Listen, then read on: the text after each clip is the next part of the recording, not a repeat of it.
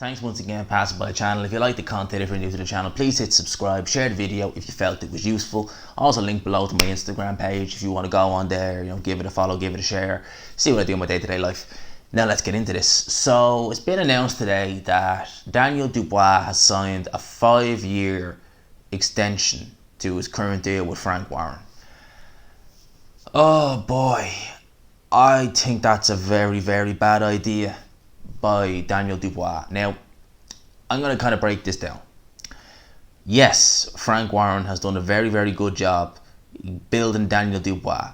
Got him to British level, got him to British title, I should say, got him a Commonwealth title, had him in the Royal Albert Hall, had him headline BT Sports shows, has him in here with Joe Joyce on pay-per-view.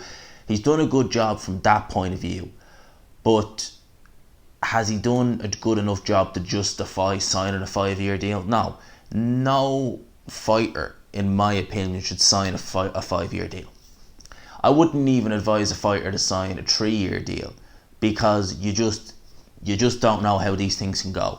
We've seen it before over the years where fighters have gone into long-term deals with promoters to try to get out of it, and then all hell breaks loose. Because look at like Mikey Garcia, 2 years he missed out of the ring because of an issue with Top Rank. Top Rank as well with Demetrius Andre. Because let's not forget, Demetrius Andre was with Top Rank the start of his career. I think it was after the Brian Rose fight, which was back in 2014. He looked to kind of get out of that contract. And then from then, we barely saw Demetrius Andre until he joined with the Zone and Matchroom. Like Demetrius Andre, go look at his box rec. From the time he had that issue trying to get out of the Top Rank contract, I think he had like 2 fights in the space of something like 3 years, maybe more. And then all of a sudden he signs with Eddie Hearn, and I think it's a 3-fight deal. He's fighting regularly. Might not be fighting the greatest of oppositions, but at least he's there. At least he's not stagnant. And we have Andre Ward when he was signed with was it Goosens, who's now he's dead now. And look at the issues that went on there. So these things do happen. Fighters who sign long-term deals with promoters, they really do. In most cases, they come back to bite them. And I always remember the story of Frank Warren offering Anthony Joshua, a hell of a lot of money up front to sign with him after the Olympics, and I'm wondering is something similar going on with Daniel Dubois. And I don't know, I just think it's a very, very silly move on the part of Daniel Dubois. If he wants to stay with Frank Warren, that's fine, alright, he's done a good job with him so far, and I suppose if it ain't broke, don't fix it. But I would be more advising him to sign maybe a 5-fight deal as opposed to a 5-year deal, because what if he beats Joe Joyce? Okay, well, who is he going to fight? Where is he going to go? Is he going to fight for a vacant European title? Who's he going to fight? Because there's fuck all heavyweights in Queensbury Promotions. He's already beat Nathan Gorman. I think there's a couple of like up and comers in like Frank Warren's stable, but they're not going to get in the ring with Daniel Dubois.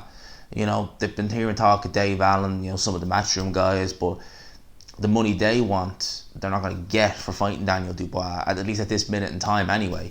And I suppose if Daniel Dubois is fighting Joe Joyce on pay-per-view and he beats him, and it does anyway decent numbers, they'll probably look at that, like guys like Dave Allen probably look at that and think, oh well, you're offering me this, he fought on pay-per-view his last fight, give me this.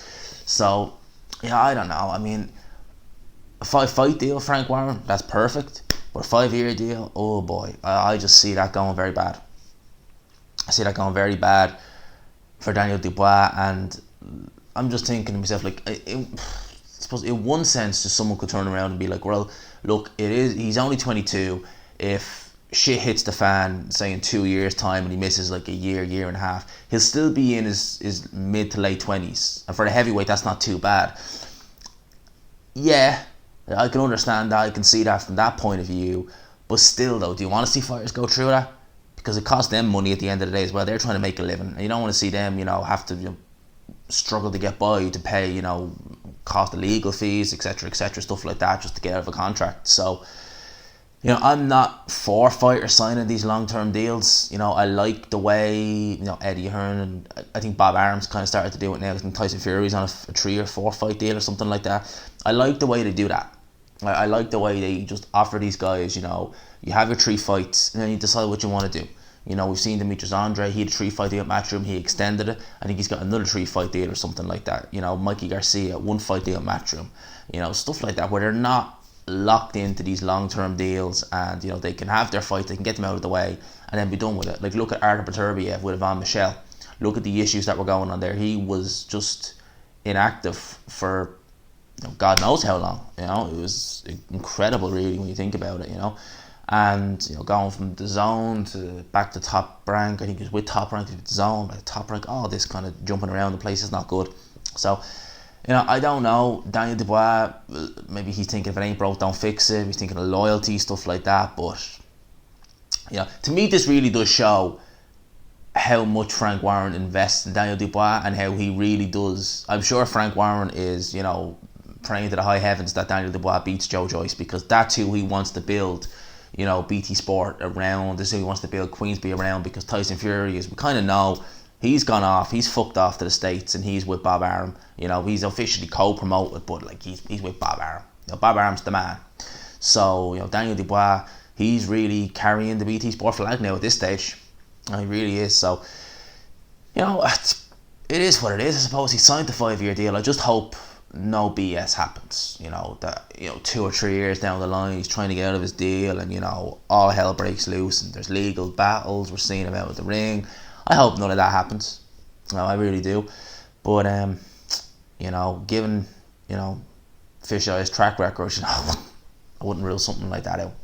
So, you know, those are my thoughts on this. I hope you enjoyed this video. Let me know in the comment section. Do you think Daniel Dubois did the right thing sending this deal Frank Warren? Do you think, like what I'm thinking, he should have took a fight deal, as in like a 5-fight deal or something like that, rather than a 5-year deal? Let me know in the comment section. I hope you enjoyed this video. If you did, please leave a like, subscribe of course if you are new. As always, I'll talk to you after.